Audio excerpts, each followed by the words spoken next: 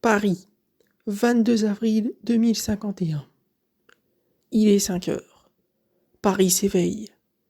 La vie s'est mise à grouiller sous l'esplanade hyper bétonnée de l'ouest parisien, sous un léger brouillard. À 7h48 précisément, une rame de l'ARER, Aéro-RER, sur coussin d'air, entre en ce jour d'avril sous la lumière tamisée de la station de la Défense. Les coussins de cet hyper-véhicule marquent un arrêt cotonneux. Un instant de silence, une seconde d'éternité, puis les portes métalliques s'ouvrent avec fracas. Des centaines d'hommes et de femmes se bousculent sur le quai vers l'une des 3700 entreprises installées dans les gratte-ciel. C'est encore une journée de canicule et les nombreux systèmes de climatisation peinent durement à chasser des bureaux et des habitations la chaleur étouffante de cette ville-monde, réchauffant par là même l'air extérieur. 35 degrés en ce début de printemps.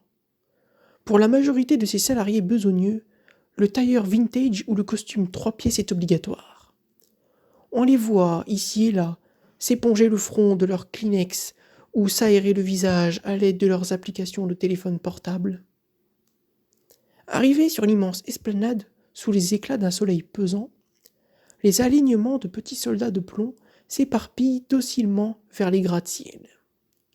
À 8 heures précises, Notre-Dame de Pentecôte, bâtiment un peu incongru dans cet univers hyper moderne, se signale par son tintement sonore de clocher. 8 coups longs, comme le consomme de Verlaine. À cet instant, le flux des arrivants est à son apogée dans le hall immense de la tour transept, une tour majeure de la place de la Coupole, expression orgueilleuse d'un modernisme triomphant, se moquant éperdument de l'avancée de la pollution. C'est, semble-t-il, un matin comme les autres. À 8h06, un nuage de pluie acide tombe sur la plus belle ville du monde. Un concentré extraordinaire de sulfate, nitrate, ammoniac et autres produits acides qui s'en prend sauvagement aux façades des bâtiments et monuments historiques de la ville-monde, ainsi qu'à la vie animale et humaine. Cette chape de pollution enrobe simultanément la France sur une ligne couvrant Quimper et Colmar. La population est habituée au son de la sirène qui se déclenche lorsque la pollution dépasse le seuil réglementaire. 3 coups stridents. Mais cette fois-ci, la sirène sonne sans discontinuité.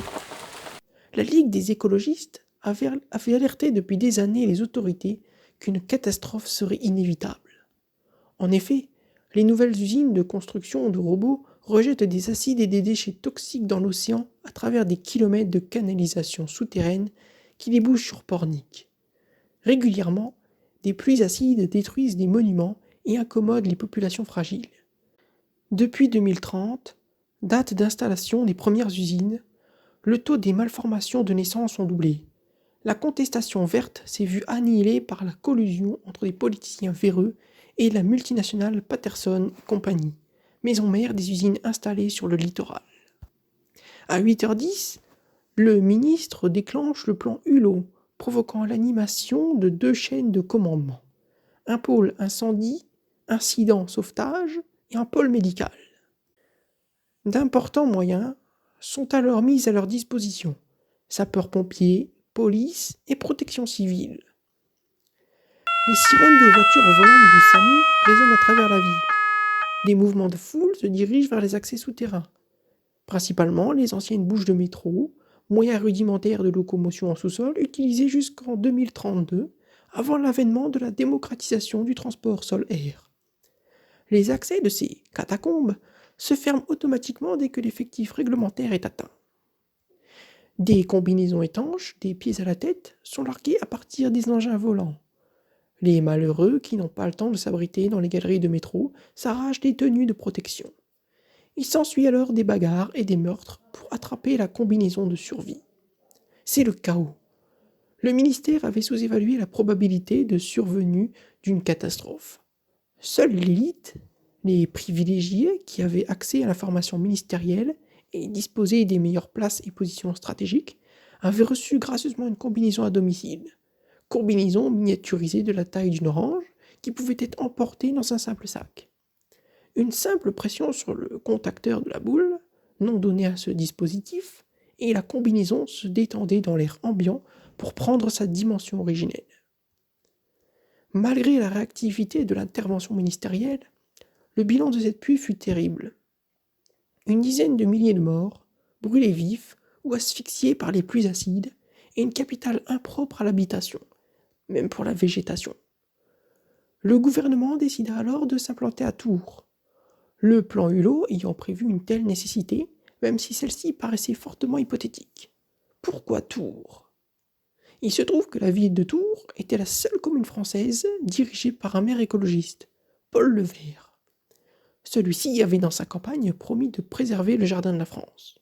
Pour cela, il avait fait installer un dôme géant au-dessus de la ville, dôme qui s'ouvrait électriquement et qui, en cas d'alerte, se refermait en moins de 3 secondes, protégeant ainsi les Tourangeaux des pluies acides.